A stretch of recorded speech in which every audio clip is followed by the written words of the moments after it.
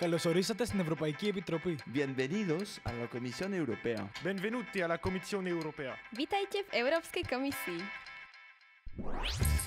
Bienvenue à la Commission européenne sur Delta FM 90.2. Bonjour à tous, bienvenue dans cette émission en direct du Parlement européen à Bruxelles. Je suis accompagné de mon fidèle acolyte Flavien. Flavien, bonjour à toi. Bonjour à toi Alexis et bonjour à tout le monde. Je suis ravi d'être ici dans ce merveilleux studio au Parlement européen et non pas la Commission européenne. Et je tiens d'abord à remercier Madame Morin-Chartier et son assistant Christophe Loriot de nous avoir invités, d'avoir organisé ce voyage à Bruxelles. Merci à vous. Bienvenue. Est-ce que tu es venu seul ? Bien sûr que non. Je suis venu avec un groupe de jeunes passionnés de radio. Alors, il y a avec moi Paul, Victor, Diane, Luca, Mélina, Abel, Célia, Céline, Théo, Michaela, Mathéo et Sylvain. Beaucoup de prénoms à retenir, mais bon, on va s'habituer tout au fil de cette émission. Ils vont défiler dans le studio pour nous aider à faire cette émission. Mais donc du coup, aujourd'hui, nous avons la possibilité de faire une émission de radio avec une des 750 députés européens présentes dans ce Parlement, Madame Morin-Chartier. Bonjour à vous. Bonjour. Vous serez avec nous tout au long de cette émission afin de répondre aux questions de nos chers chroniqueurs sur votre travail en tant que députée européenne et sur l'Union européenne. Et pour commencer cette émission, je vous propose de répondre à cette première question. Qu'est-ce qui est la différence entre la Commission européenne et le Parlement européen ? Le Parlement européen, où vous êtes, où nous sommes aujourd'hui ce matin, c'est la maison des citoyens européens. C'est l'institution démocratiquement élue par l'ensemble des citoyens européens.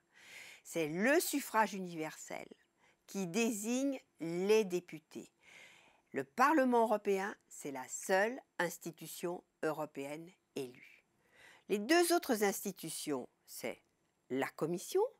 La Commission, présidée par Jean-Claude Juncker, c'est, les services bureaucratiques qui préparent les textes que nous allons travailler au niveau du Parlement européen. Et puis, il y a une troisième institution qui est le Conseil. Et le Conseil, c'est le Conseil des chefs d'État et de gouvernement. Alors, c'est ce que vous voyez à la télévision. Le Conseil s'est réuni. Alors, vous voyez Angela Merkel, vous voyez François Hollande, vous voyez Mariano Rajoy, etc. Les 27 chefs d'État et de gouvernement, puisque maintenant, Theresa May n'est plus invitée. Donc voilà, le Conseil, c'est un second degré, on va dire, parce que ça n'est pas une élection directe de représentants de citoyens. La seule institution qui représente les citoyens, c'est le Parlement. C'est pour ça que notre travail n'est qu'un mandat. Nous le recevons par l'élection des citoyens européens. Qu'est-ce que vous voulez savoir de plus ?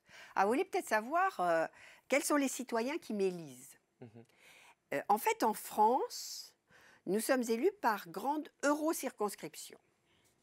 Et ma circonscription, c'est Bretagne, Pays de Loire et les 4 départements de Poitou-Charentes. Donc ma circonscription d'élection, c'est 9 millions d'habitants.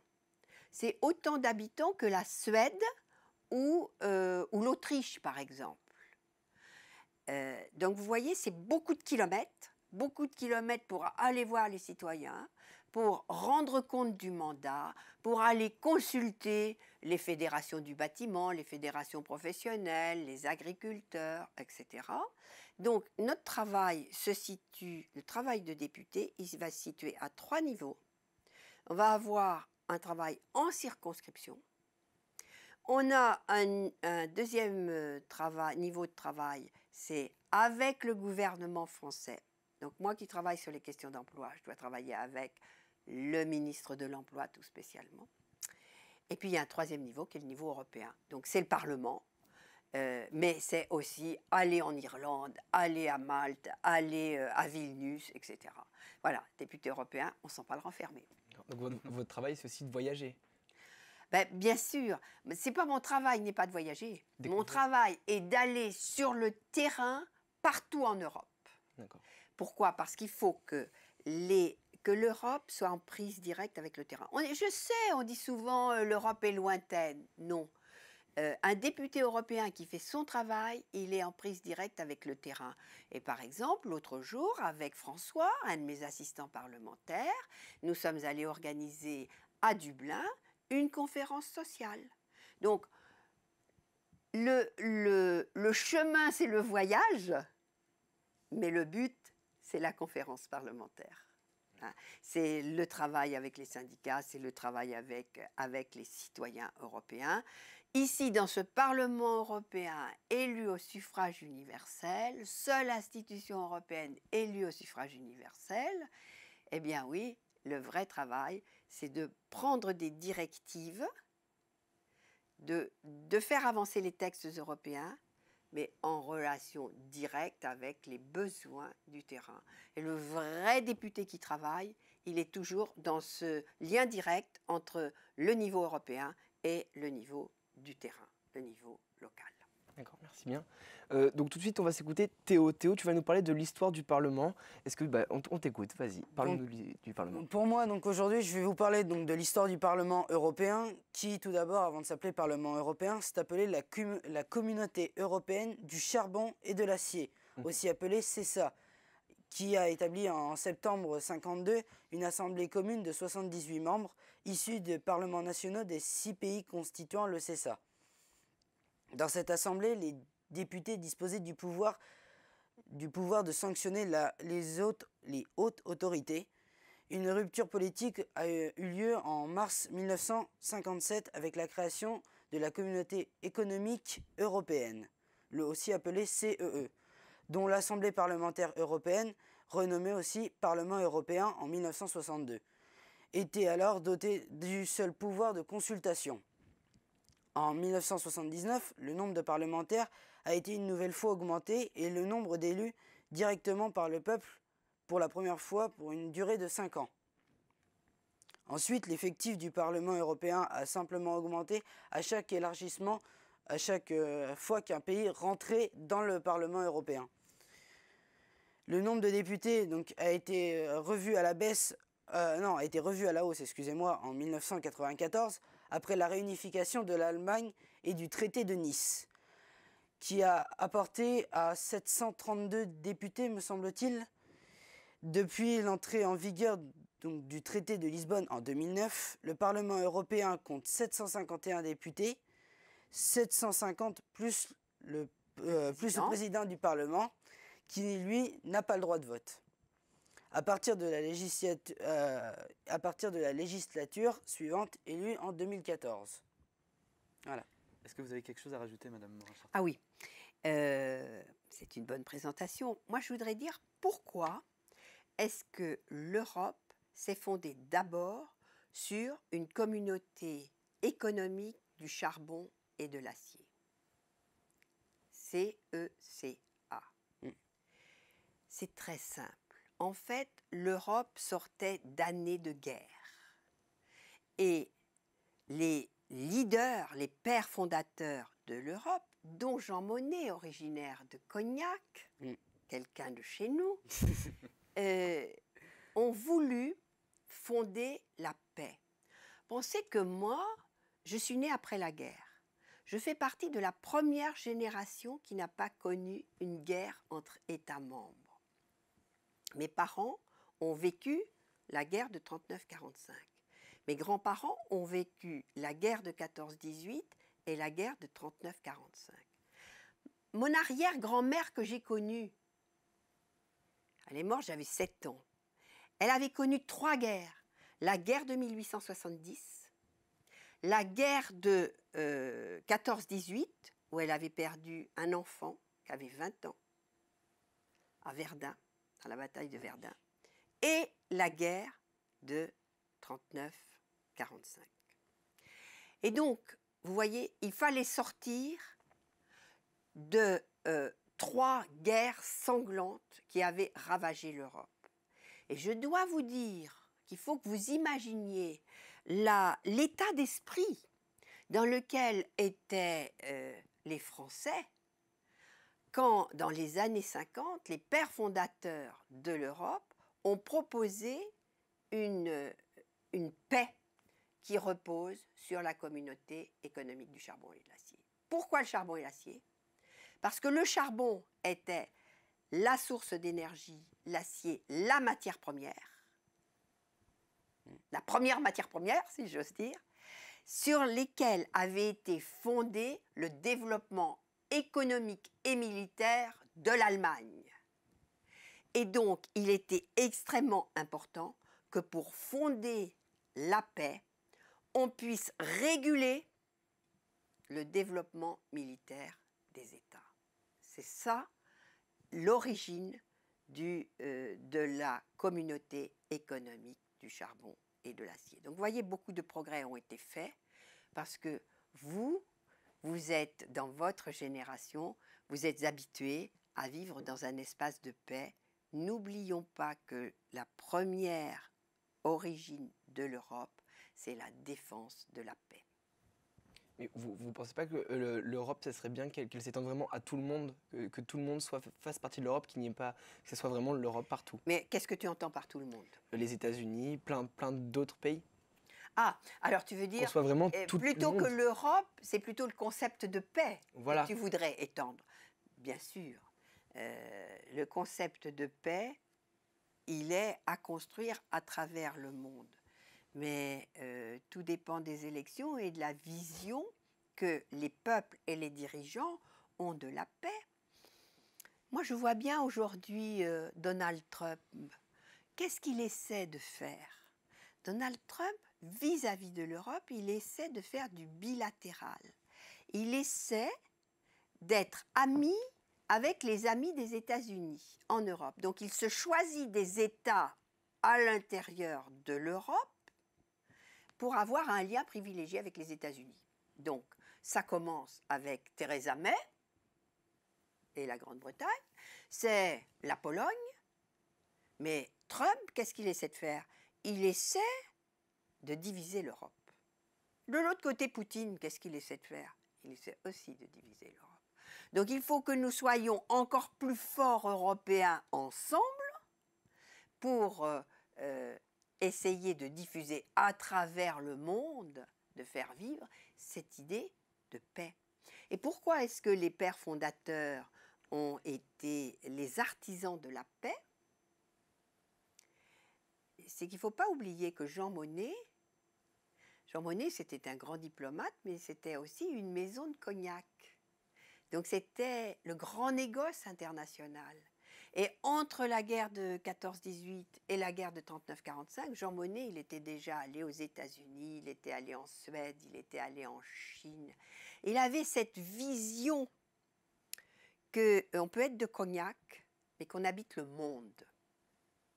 Et donc, comme c'était quelqu'un du grand négoce, il a tout de suite compris qu'habitant du monde, on avait besoin de la paix pour développer le négoce. J'aime bien quand vous dites habitants du monde, c'est quelque chose qui me fait très plaisir, merci beaucoup. Et on enchaîne tout de suite. Mais j'y crois. Mais moi aussi j'y crois, c'est pour ça. On enchaîne tout de suite parce que notre émission va être très courte, retardée par plein de petits désagréments techniques. Donc on enchaîne tout de suite avec toi Célia. Célia, tu vas nous faire une présentation générale du Parlement. On t'écoute. Plutôt un résumé, parce que du coup ça dit quand même pas mal de choses. Donc le Parlement européen, c'est une institution de l'Union européenne qui rassemble un nombre d'élus, de députés élus au suffrage universel direct, qui est donc différent dans chaque Parlement. Donc les députés sont élus pour une durée de 5 ans. Et donc au Parlement européen, donc en ce moment, il y a 751 députés. Donc c'est un organisme parlementaire qui s'occupe, cet organe parlementaire s'occupe du pouvoir législatif avec le Conseil de l'Union européenne. Et donc le Parlement est la principale institution de l'Union européenne, comme vous l'avez dit tout à l'heure. Donc le siège du Parlement européen se situe donc à Strasbourg, en France. Les séances plénières, additionnelles et les commissions se tiennent donc à l'espace Léopold à Bruxelles en Belgique. Donc on n'est pas ici, mais dans la même ville. Et le secrétariat général du Parlement européen est installé au Luxembourg. Au Luxembourg, à Luxembourg. Au Luxembourg. Voilà. Très bien.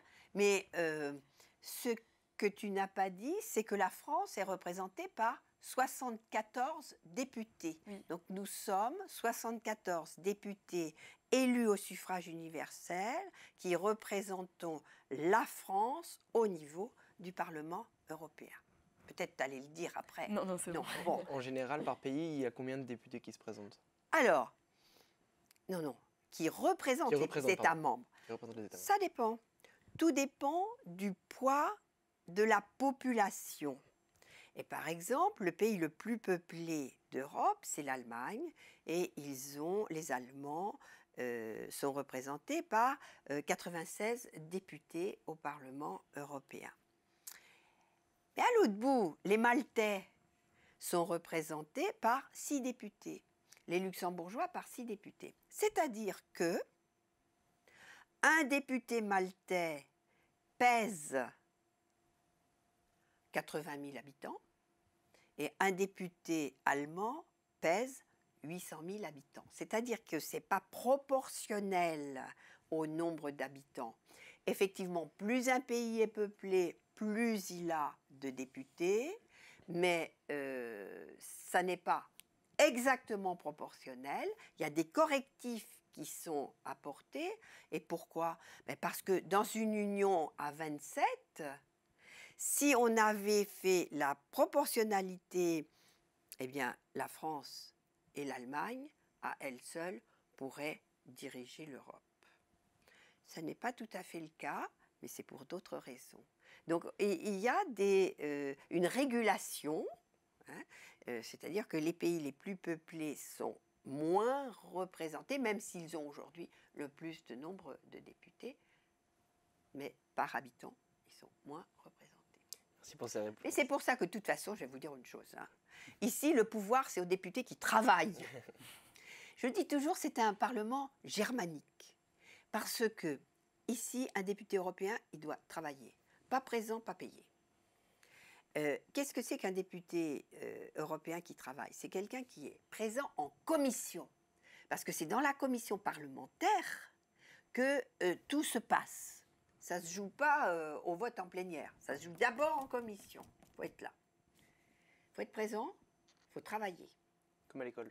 Comme à l'école. Elle est en cours. Il faut être capable de construire des majorités. Parce que il y a 8 groupes politiques. Moi, j'appartiens au groupe politique le plus important. 220 députés sur 751.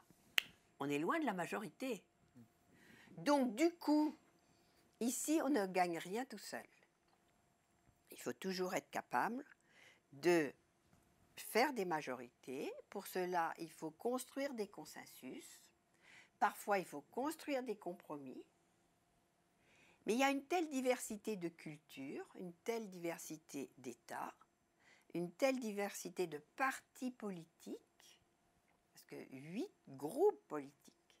Mais dans le PPE, il y a peut-être une 50aine de partis politiques qui siègent, qui sont représentés. Donc vous voyez que ici, il faut bosser, il faut être modeste, mais il ne faut pas lâcher. Il faut avoir son cap et y aller. On voit que vous ne lâcherez pas, vous en tout cas. J'ai une question. Rien. Est-ce qu'il y a des députés français aujourd'hui qui ne font pas leur travail?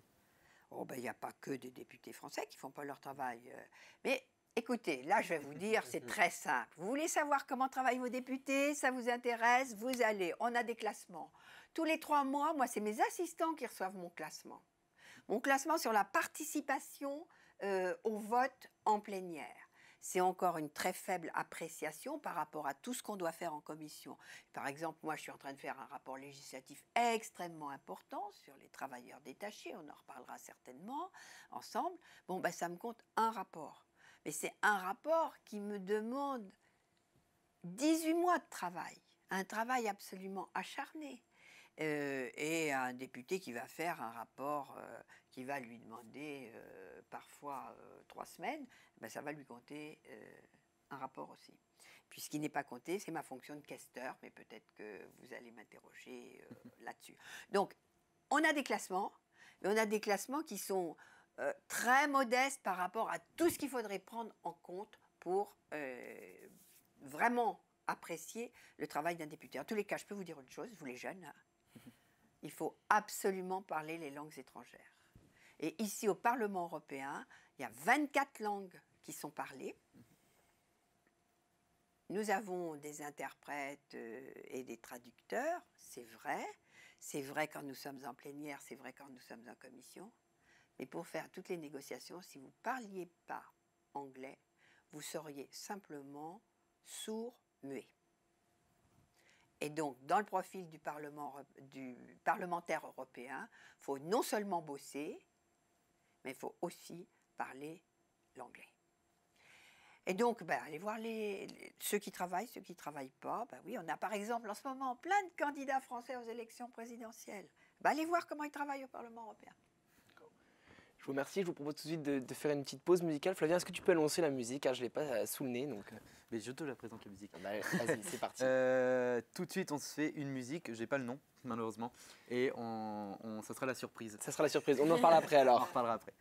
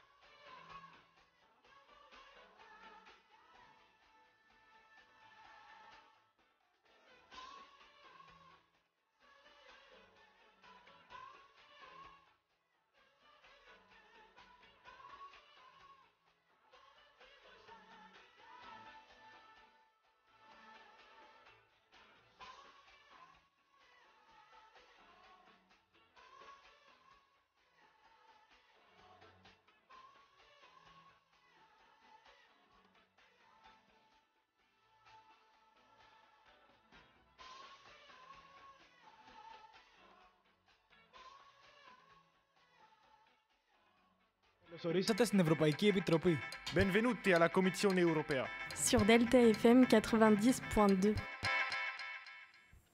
Bonjour à tous, bienvenue dans cette émission en direct du Parlement européen. On se retrouve avec Madame Morin-Chartier et Luca qui nous a rejoint dans le studio. Et oui, Clément ici présent aussi. Bonjour tout le monde. Clément. Lucas, de quoi tu vas nous parler? Alors moi aujourd'hui je vais parler donc encore une fois de l'intérieur du Parlement et j'ai parlé en fait de l'hémicycle, donc le grand amphithéâtre où résident les 751 députés.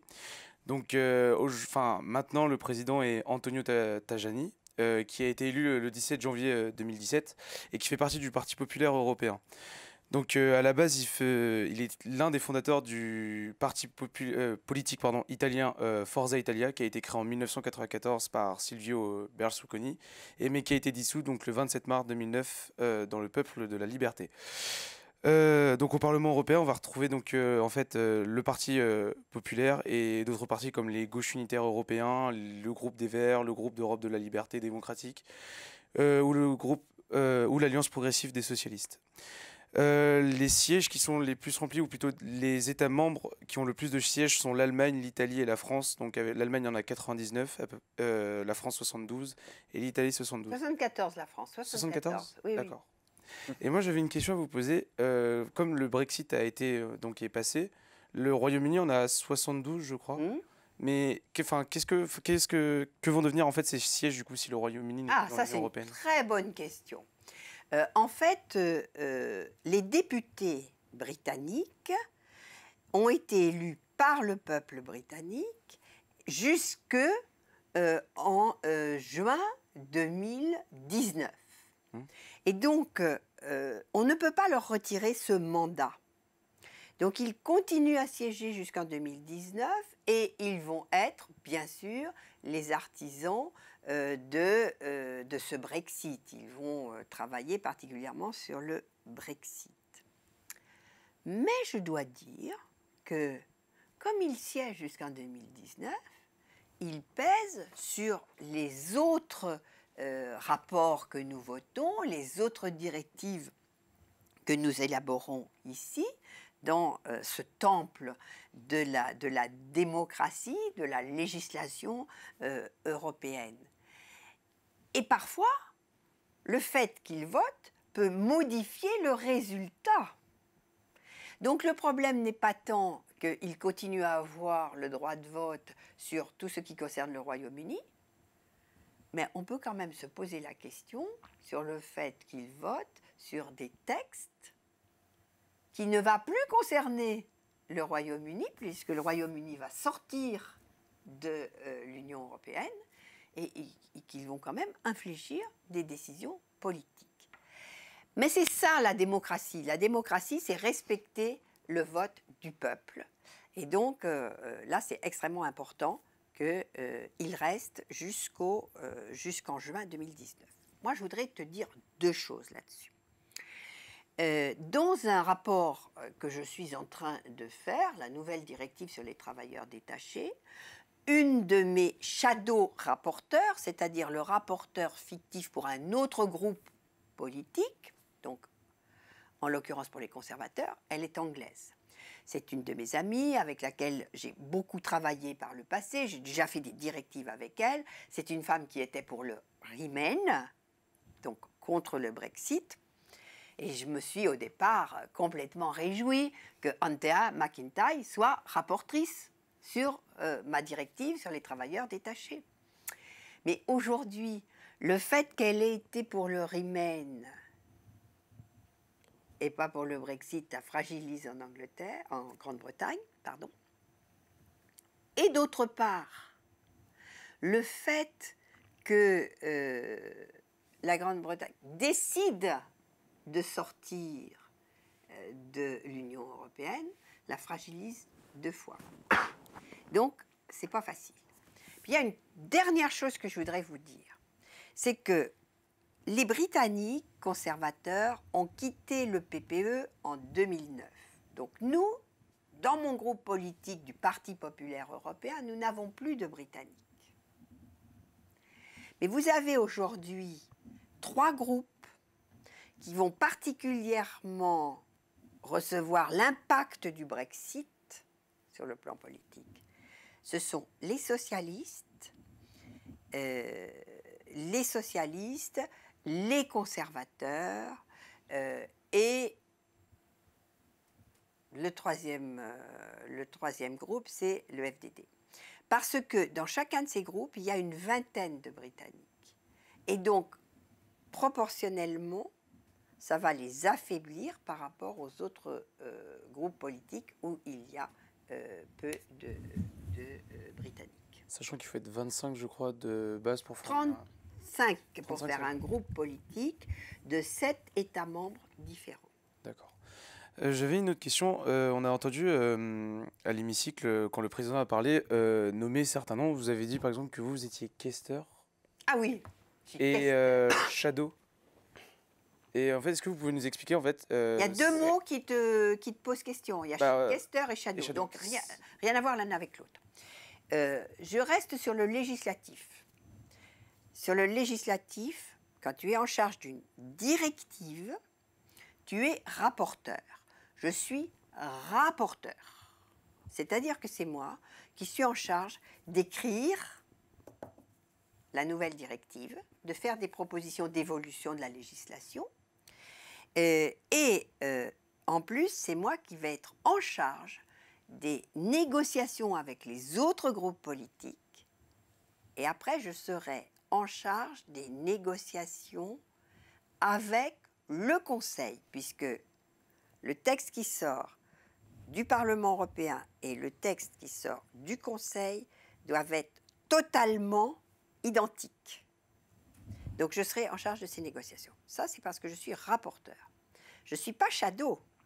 Shadow, qu'est-ce que ça veut dire? Ça veut dire rapporteur fictif, rapporteur de l'ombre. Et ça, les shadows, c'est pour les groupes politiques qui n'ont pas la charge de rapporteur, qui ne sont pas en charge de ces négociations. Ces shadow rapporteurs sont en charge de négociations pour chacun des groupes. Moi, je dois négocier avec tout le monde. Mais par exemple, Anthea McIntyre, dont je te parlais, la Britannique dont je te parlais, elle va être, elle, en charge des négociations avec moi pour le groupe des conservateurs. D'accord. Tu vois? Je comprends. Donc, mais la gauche unitaire européenne, les Verts, tous les groupes politiques ont chacun un shadow rapporteur.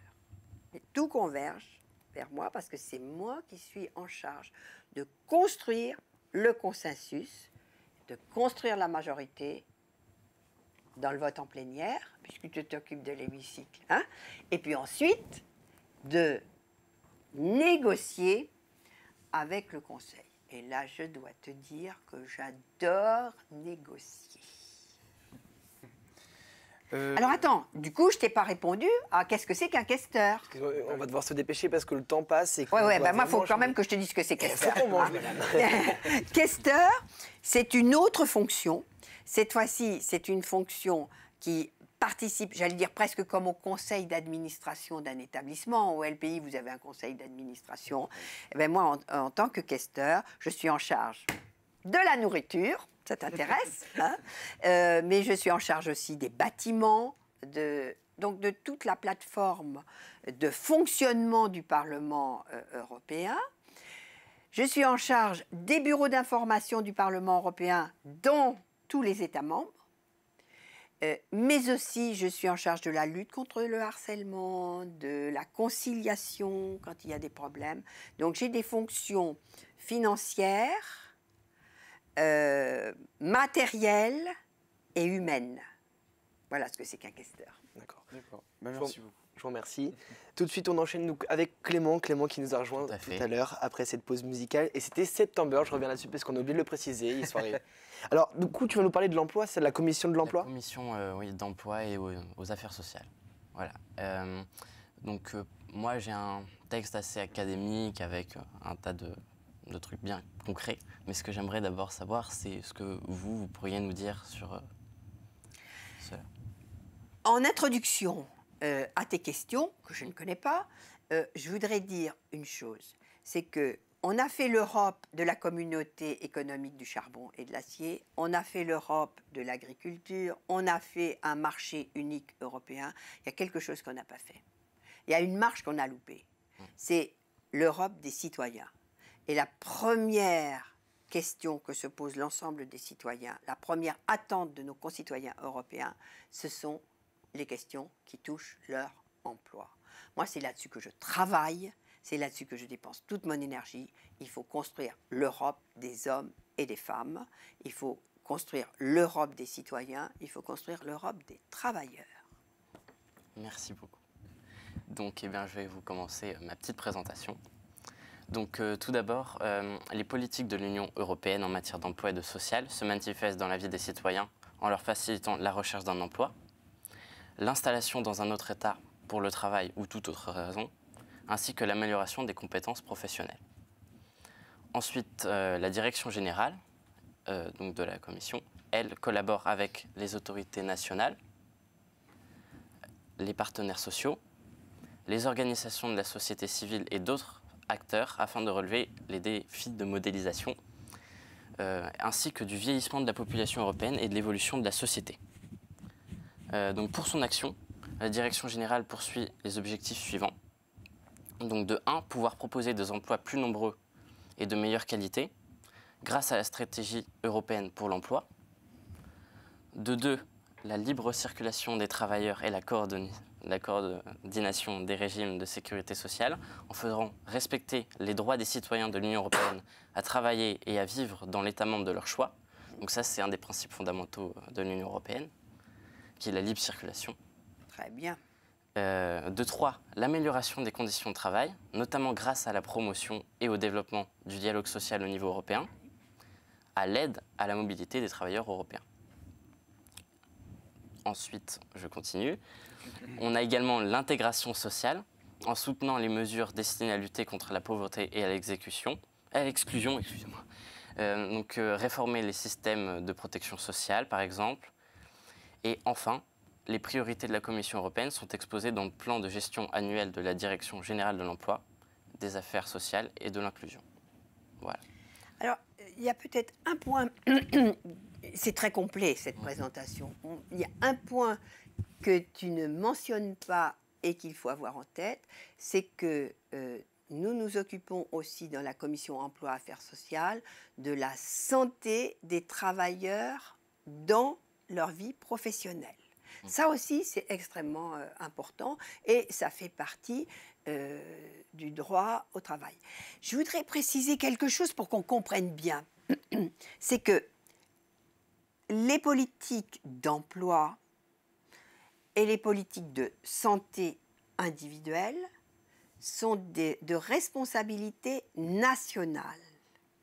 Mais comme nous avons construit ce grand marché unique européen, avec 4 libertés fondamentales que sont la liberté de circulation des capitaux, la libre circulation des biens, la libre circulation des services et la libre circulation des personnes, donc la libre circulation des travailleurs, il nous faut par conséquent faire converger les politiques de l'emploi et faire converger les politiques sociales.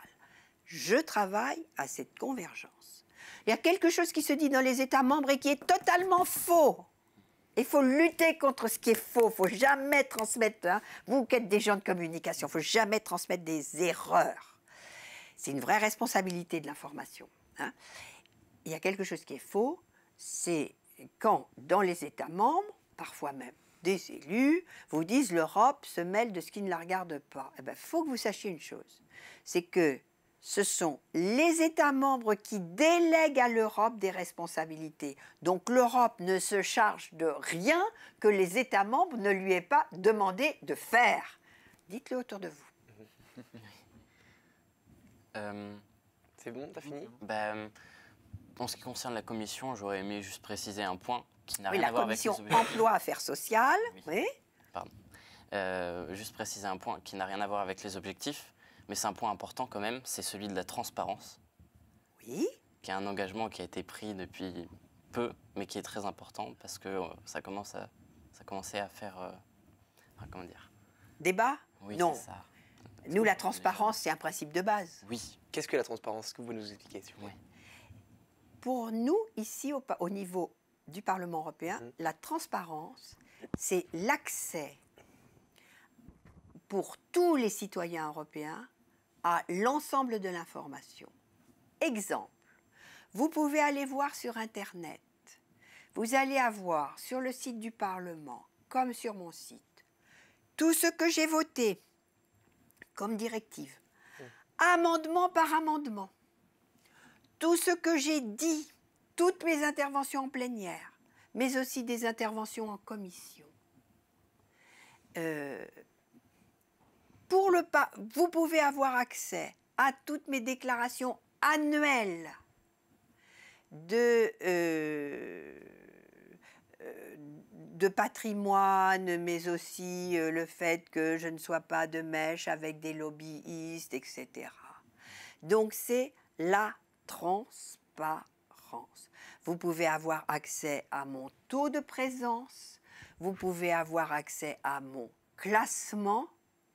Donc il y a ici au niveau du Parlement européen, grâce à notre carte de vote électronique, une véritable transparence sur nos positions. Mais il y a aussi un point extrêmement important qui vient soutenir cette transparence dont tu parles. C'est le fait qu'ici au Parlement européen, un député, il est obligé d'être présent. Il ne peut pas donner son pouvoir, ni bien sûr à un assistant, pas de pouvoir de vote à un assistant, pas de pouvoir délégué à un collègue député. C'est-à-dire qu'à chaque vote que vous voyez, vous, sur Internet, c'est moi qui ai voté. Et je peux vous expliquer, depuis 10 ans que je suis députée, je peux vous expliquer chacun de mes votes, parce que j'ai réfléchi à chaque vote que j'ai fait, et que ce vote-là, je l'ai fait moi-même. Et ça, c'est complètement différent. Quand vous voyez, par exemple, à l'Assemblée nationale ou au Sénat, le fait qu'il y ait un vote de groupe politique, qu'il puisse y avoir un vote délégué. Ici, ce n'est pas le cas. D'accord. Merci beaucoup. Clair Net. et responsable. Clair, net et précis. Clair, net et précis. On va enchaîner avec une dernière pause musicale. Alors, on va finir. On voit la technique, ça coupe, ça coupe. D'accord, donc c'est la fin de cette émission, apparemment, c'est ça? Oui, donc c'est la fin de cette émission. Alors, du coup, je vais quand même faire des remerciements. Je vais tout d'abord vous remercier, vous, parce que vraiment, vous avoir avec nous comme ça, arriver à échanger des choses sur votre travail, sur le fait qu'on soit venu ici pour découvrir, pour apprendre, donc l'éducation, le fait que toutes ces personnes nous ont présenté des studios, nous ont tout présenté. Et c'est ça que je voulais tenir à vous remercier pour ça, déjà, un grand point. Aussi remercier la technique qui nous a aidés, remercier tout notre ACF, donc les personnes qui ont préparé cette émission et qui ne pourront pas faire d'autres chroniques, mais bon, tant pis, c'est pas grave, on va aller manger avec vous, ça va nous faire très plaisir. Donc voilà, donc je remercie vraiment tout le monde et puis aussi nos professeurs qui nous ont accompagnés, sans quoi. Moi, je dis bravo au LPI, bravo à Delta FM. Vous pouvez dire un grand merci à vos enseignants, parce que c'est une expérience exceptionnelle. Et à tous ceux qui n'ont pas pu continuer l'émission aujourd'hui, moi je vais aller à Delta FM pour répondre à leurs questions. Et tout le monde aura sa question et sa réponse de sa députée. Et ben alors j'en suis sûr que vous serez accueillis les bras ouverts avec beaucoup de monde qui vous attendra. On va programmer ça juste après, je pense. Ça fait plaisir. Je vous remercie. Bonne fin de journée. C'était une très bonne émission. Merci beaucoup encore. Et puis bonne fin de journée. Bonne fin À de journée bientôt. à tous. Au revoir.